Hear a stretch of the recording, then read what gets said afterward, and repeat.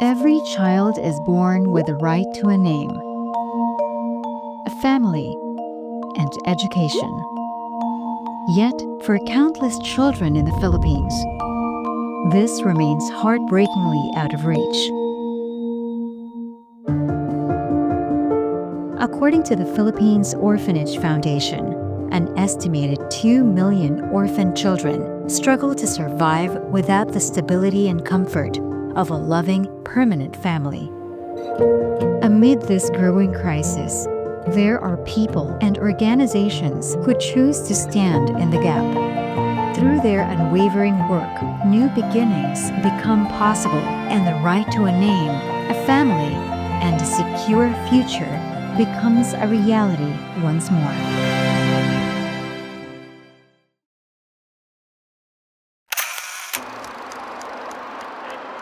The 1970s marked one of the most turbulent times in Philippine history.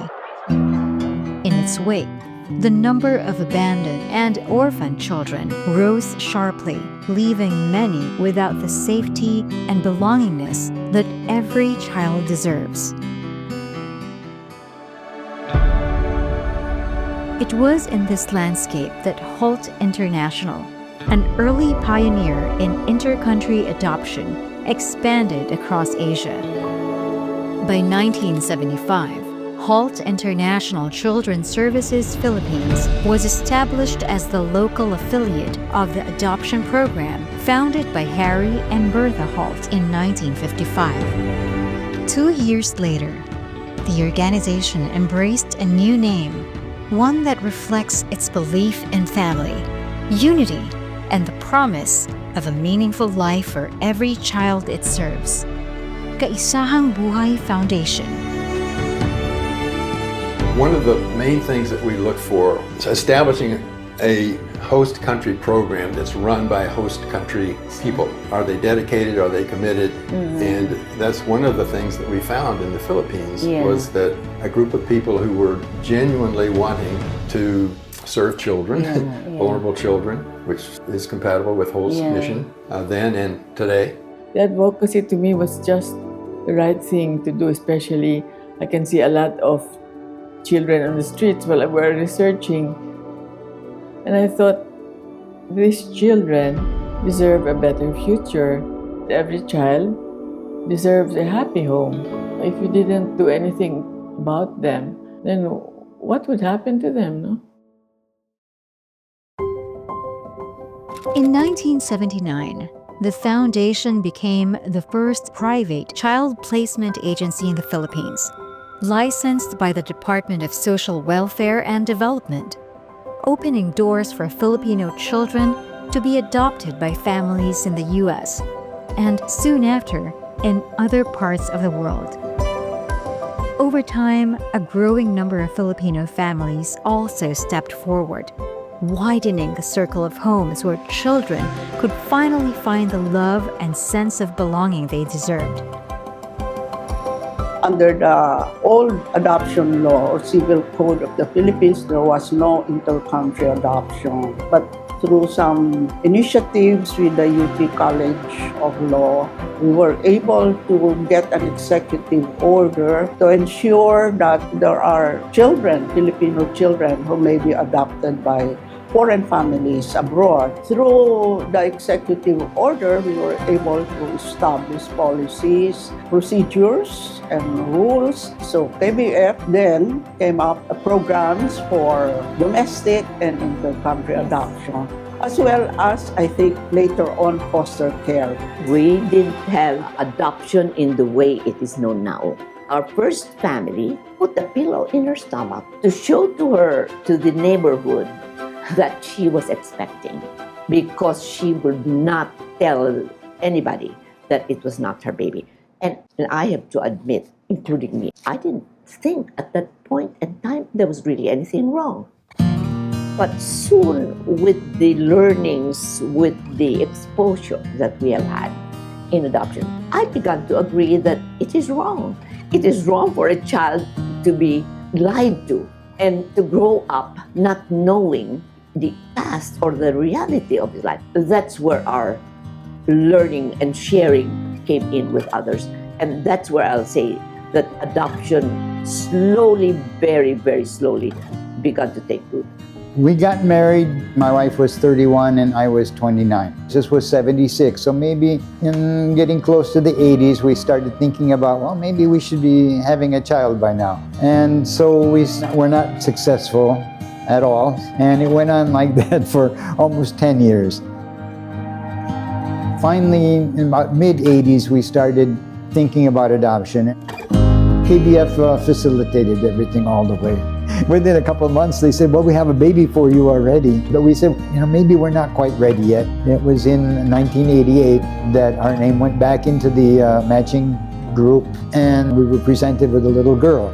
And then when we came here to KBF to meet her with the foster family, right away, we knew that that was the child for us. So ever since that time, we took her home, and she was only 3 months old at the time. Even now, I still get, you can see, teary-eyed. Anybody who loves children and has the willingness to share their lives with adopted kids, I'm saying that it certainly is a worthwhile endeavor to do, to adopt. And I just wish more people would, because there's a lot of kids that need families. I had already one biological daughter, and then I had a second biological daughter. But in 5 days, she passed away. So we thought, okay, we're going to have one child na lang. It was my husband, uncharacteristic of him, who said, would you consider adoption? So I said, oh, okay, why not? We asked around, and we heard about this private agency called Kaisahang Buhay Foundation. The experience of dealing with KBF from the start was already one reinforcement na, okay, this is a good option. Because we felt it would be handled well. Maybe about 3 years into us already being adoptive parents, KBF started to hint to us like, oh, would you be willing to talk about it? Would you be willing to be, not really examples, but like just to reassure other applicants after you, no? It so happened we were like one core of families at that time who were willing and who were able to speak up about adoption and were comfortable about it. Our first name was Adoptive Parent Support Group. We were called APSG. And we felt confident enough to start taking steps beyond ourselves because we started to see that more local families were willing to consider adoption. We would have forums in corporate function rooms, in schools. And then we started to be interviewed on TV, radio, print. We started to hear, okay, there's foreign adoption law. Why don't we have a domestic adoption law? So they brought us in, so we would attend Congress hearings and then Senate hearings. And then eventually, it went through all the deliberations and was passed. And President Fidel Ramos signed it in Malacanang and we attended. So we felt really that we were there not just for our own personal adoption concerns, but we felt, okay, this is our contributions. And we honor that decision of KBF for having identified us. We focus more on subsidized foster family. We do have some volunteer foster families, but we also focused on the less privileged families who are willing to share their home. So to me, that was really very enriching experience. I mean, having families na hindi naman sila sagana sa buhay, but they're able to share their love, no? And given the support of the agency, they're able to do their role as foster parent, giving the needed care and attention to kids habang nag-aantay na maibalik sa kanilang natural family or biological family or for adoption. Because as a result of that experience, eventually there was a law that was passed, foster care, which included na provision of subsidies. No? Dati ang nagbibigay lang yung agency like Kaisahang Buhay Foundation. But with the passage of the law, kasama na doon ang government providing financial subsidies to meet the needs of children in foster homes. Nadadagdagan yung mga ability mo to help more families and more children. Nag-umpisa po kasi akong mag-alaga ng bata is 1 week lang bago ibinigay sa akin. Tapos nakukuha rin po, minsan po yung paalaga lang, 6 months. At yung iba po naman ay talagang abandon. Tumatagal din po sa akin ng mga 3 years to 4 years po. Yung huling-huli kong alaga, kinuha ko po siya ng 7 months. Pero tumagal po sa akin ng 10 years. Nitong pagsara ng school, tumawag pa sa akin na, Mama, nasa top 8 po ako at saka second honor po ako nang dahil sa inyo. Ang nagtulak sa akin para ituloy ko yung pagpo-poster ko po dahil po gusto ko talagang makatulong sa mga batang, lalo na po yung mga abandon.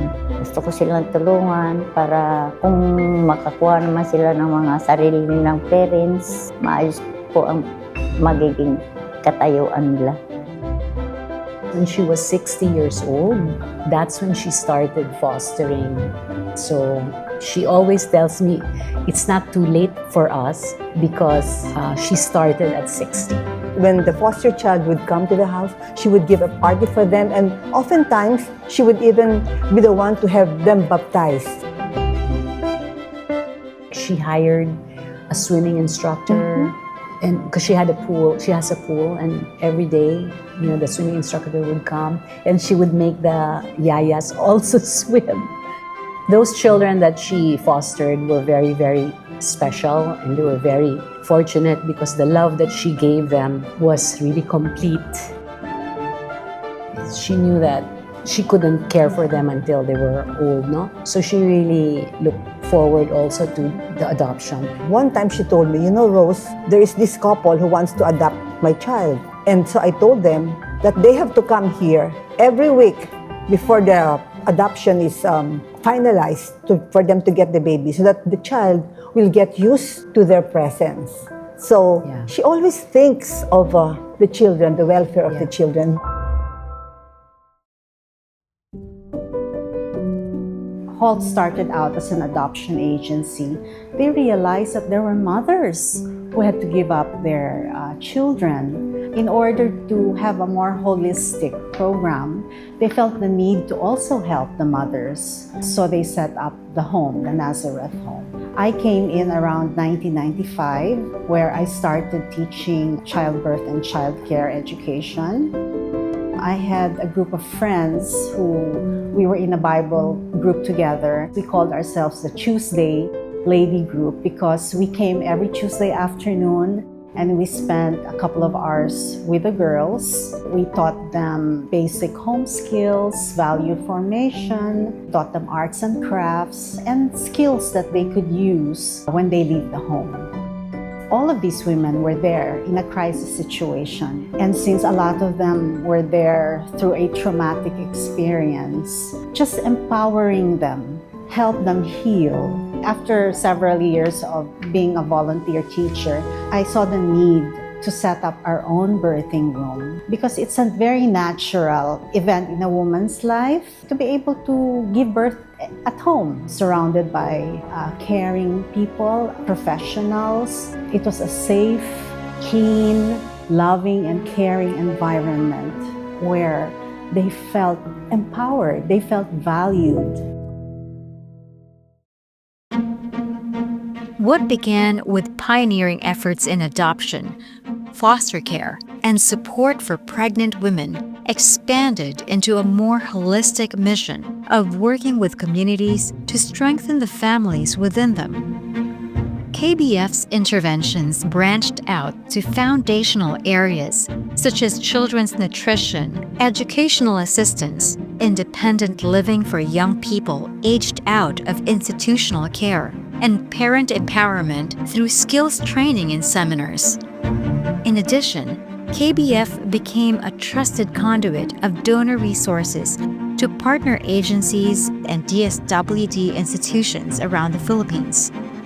1996 nag-start na po yung sponsorship ng KBF sa RSCC Pampanga. Nagbibigay po sila ng monetarial support para po dun sa mga needs pa ng center namin. Kumbaga, dyan sa tulong nila, yung mga hindi namin na po provide na kailangan ng mga bata, sila po ang nakakapagbigay sa amin. Halimbawa, may mga kailangan kami na medicines and other needs ng mga bata, vitamins. So, doon namin kinukuha yung mga iba namin kailangan. Nag-provide po sila sa amin ng training para sa aming mga house parent at lahat po ng staff sa RSCC ay na-trained po para po mag-screen ng mga children para sa anemia. Sila din po yung nagpo-provide ng mga gamit para po sa aming anemia screening like yung pong lancet, yung pang anemia screening machine, agad pong naire-report ng mga caregivers namin. Kung kailangan na po agad na ma-refer sa mga doktor yung bata o kailangan na agad na i-screen yung bata para sa anemia, agad pong na-aaksyonan, nabibigyan ng gamot yung mga batang kailangan ng supplement at napiprevent na po yung further complication kung meron man po siyang anemia. Yung unang assistance po na nakuha ko po nung junior high po ako is because online class na po, so load assistant po siya. Meron po kaming mga school supplies na natatanggap every school year po. Yung pinaka-treasure ko po na binigay nila is yung confidence ko po ngayon and yung mga experiences ko po. Wala po talaga akong friends before and hindi po ako super bibo na bata. Takot po ako na i-open up yung sarili ko po sa mga tao and they really helped me po na mag-open up. Doon po sa dati namin foundation, ang ginagawa lang namin doon, pasok lang po, kain, tapos parang sila na po lahat naka-provide. Kaya nung pagkapunta po namin sa KBF po, sobrang nanibago po kami kasi kami na po yung magluluto, kami na po yung mga masahe pupunta sa school. Sa tulong naman po ng mga nanay po namin sa loob ng ILEA, unti-unti po kami tinuruan na maging isang independent po na tao. Tinuruan po kami paano mamalengke, paano po i-budget yung pera. Ang laki po ng opportunity na binigay po sa akin. Kaya gusto ko pong maibalik po yung pagtulong nila sa pagtatapos po ng pag-aaral. Ang pinakamagandang nabibigay ng KBF bukod sa financial at saka educational support, also yung emotional support po. Kasi every vacation po, lumalabas po kami, lahat po ng ILEA. Magandang paraan din po yun ng KBF para matulungan din po kami na magkaroon ng reflection, na magkaroon ng time para magkaroon din po ng pahinga. Gusto ko po talaga mag-excel sa academics para isa rin po yun na pagbibigay ng pasasalamat sa KBF po na nagbibigay sa amin ng support sa araw-araw. Kaya gusto ko rin po maging mabuting ehemplo sa ibang mga ILEA scholars. Dapat ginagawa nila yung mga makakaya nila na as long as gusto nila yung isang bagay, alam ko po na kaya nila mag-excel. 5 decades later, KBF's steadfast commitment has sent its impact far beyond its beginnings, transforming the lives of children, strengthening families, and helping communities find hope and stability where these once seemed out of reach. We were always part of a community, Adoptive Families Foundation. We would have out-of-town trips, we would have Christmas parties. So I knew of other kids who were adopted also. I guess that's also how, when I was growing up, I was aware of it because of those things. I was never introduced as, oh, this is Carissa, this is our adoptive cousin. It was never like that. So I was part of the family from the get-go, from the beginning. So that's my recollection. That's my identity. That's who I know I am. I like to speak up about being adopted because, like with my case, because it's positive, that's what I want to share. It's very encouraging for other families that now, as an adult, it's also because I have kids and they're proud of it. Like when they see me and then I talk about it, they're like, oh, that's my mom's story. It doesn't define my identity that I'm adopted, but it helps me help others find their identity. Yung nanay ko, iniwan talaga ako dito sa Isang Boy Foundation. So, mga 2 years old ako nung that time. Ang ano sa akin ng nanay ko is temporary shelter lang ang pag-stay ko dito sa foundation. Pero hindi niya na ako binalikan. Sobrang dami kong pasasalamat sa Isang Boy Foundation. Kundi po dahil sa inyo, hindi po ako magiging strong, independent na tao. Nandiyan po kayo para mabigyan ng pamilya, mabigyan ng karapatan na mamuhay ng maligaya at may kasama pamilya ang mga bata. Nagagawa niyo pa po ng paraan na kahit na hindi na naampon, tinutulungan niyo pong tumayo sa sarili ng paa at matuto sa hamon ng buhay. Yung educational assistance. Malaking tulong siya kasi hindi mo na problemahin yung mga tuition fees, yung baon mo, yung pambili mo ng libro. More on, nakapokus na lang po ako sa pag-aaral ko. Maraming salamat po sa pagbibigay niyo sa akin ng opportunities na makapagtapos ng pag-aaral. Yung education na binigay niyo po sa akin ng opportunity, sabi nga natin, hindi po siya mananakaw. So hanggang ngayon po, nagagamit ko po at nakakatulong po sa pamilyang binuo ko. At nakakapag-provide po ako financially, morally, spiritually sa pamilya ko po. Malaki po yung tulong niyo at malaking bahagi po kayo ng journey ko. Sa ibang sa mga ampunan, hanggang high school ka lang eh. Swerte mo kung makapag-college ka. Kung may makuha kang scholarship talaga or babalik ka sa pamilya mo, paano po yung walang ibang pamilya? Yun ang naibigay ng KBF talaga. Isa ako sa mga napili, yun, 5 nga po kami na mabigyan ng pagkakataong mapag-college. Hanggang sa dumami yung batch na siguro umabot kami ng parang 10 babae o 10 lalaki na pinag-aaral ng independent living program nga po. Sobrang laki ng utang na loob ko sa KBF. Ngayon, may mga anak na ako, 2, nag-aaral, parehas kami may trabaho ng misis ko. Nasa good community na ako. Yung mga kasama ko ganun din. May mga maayos din na pamilya ngayon. Hindi lang po ako yung naging maganda yung buhay. Marami po kaming natulungan nyo na maganda ang buhay.